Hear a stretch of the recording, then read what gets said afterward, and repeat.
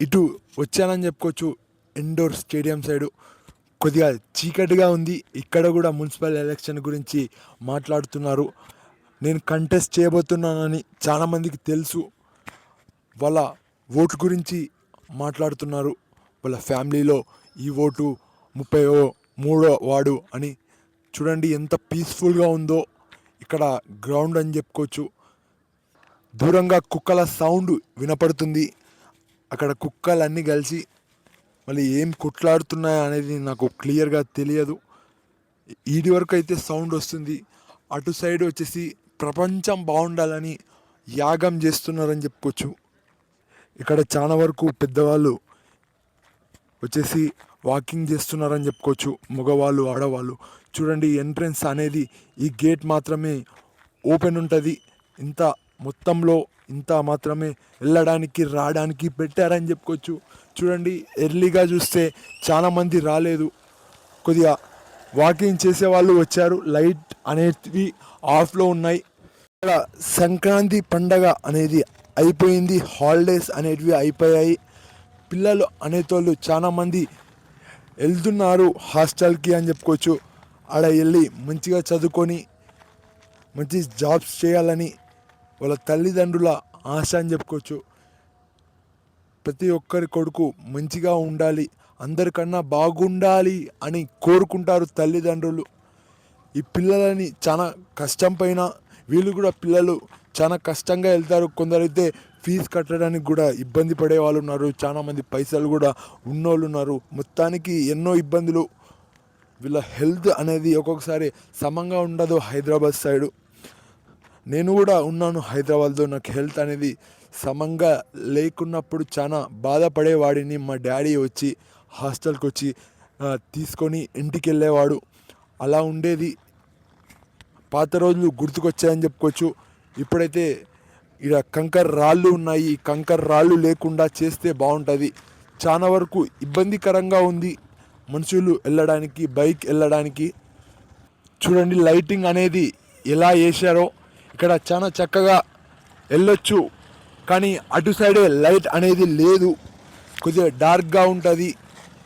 చిన్న చిన్న పిల్లలని వాళ్ళ తండ్రి ఇతని కొద్దిగా వాళ్ళ తండ్రి తాతనో సమంగా తెలియదు ఎక్కించుకొని వెళ్తున్నాడు. ఇక్కడ చూస్తే మొత్తం చీకటే అని చెప్పుకోవచ్చు. కొద్దిగా వెహికల్సే కనపడుతున్నాయి. రైల్వే స్టేషన్ అనేది రీమోడలింగ్ చేస్తున్నారు.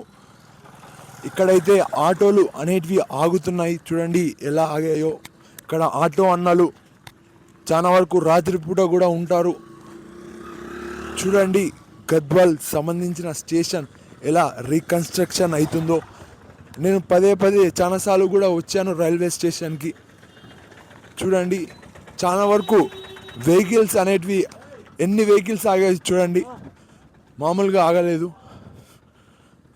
చూడండి ఇక్కడ స్టూడెంట్స్ అనేవాళ్ళు ఎలా బ్యాగులు వేసుకొని వెళ్తున్నారో, జోలో చేతులు పెట్టుకొని ఆలోచించుకుంటా.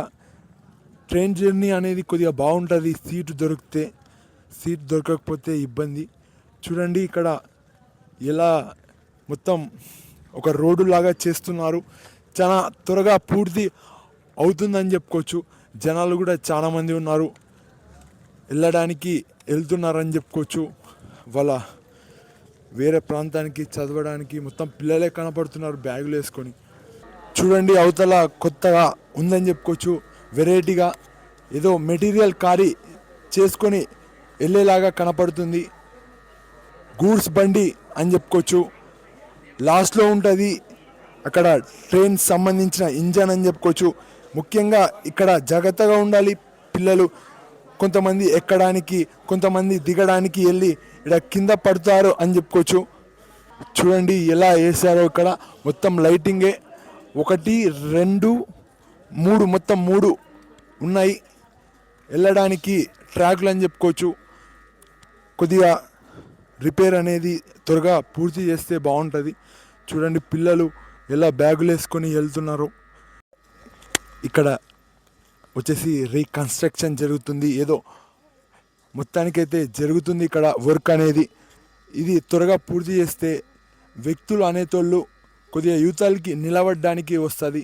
లేకపోతే మొత్తం అక్కడ వెళ్ళి చాలామంది నిలబడుతున్నారని చెప్పుకోవచ్చు. ఇక్కడ ఏమవుతుందంటే చాలా వరకు కుక్కలు కూడా వచ్చే టైంలో అటు దుంకాల్లో తెలియదు, ఇటు దుంకాల్లో తెలియదు. అక్కడ నుంచి కుక్కలు వచ్చాయి ఒకసారి, కానీ ఎటు వెళ్ళాలనో తెలియదు. కొద్దిగా ఇది త్వరగా రీకన్స్ట్రక్షన్ చేస్తే బాగుంటుంది.